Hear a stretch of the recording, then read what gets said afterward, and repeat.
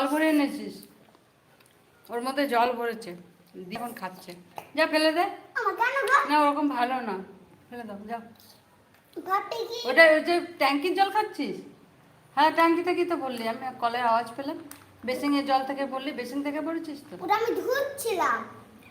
ফেলে দিকে যাও। খাবারটা এইভাবে ফেলে রাখতে নেই, মেয়েটা একটা কথা শোনে না, দেখুন খাবার ফেলে রেখে দিয়েছে এই যে।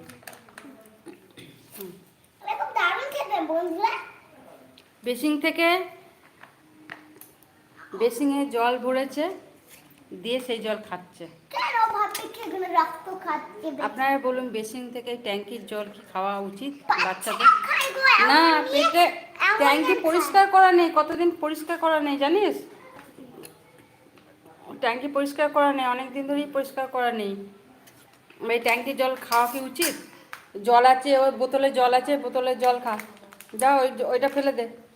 এই যে ওই বোতলের জল ভালো। আপনারাই বলুন এইসব খাওয়া কি উচিত? ট্যাঙ্কি থেকে জল ভরে নিয়েছে, বেসিন থেকে নিয়েছে জল, ওই সসের প্যাকেটের মধ্যে দিয়ে খাচ্ছে, আর খাবারটা ফেলে রেখেছে।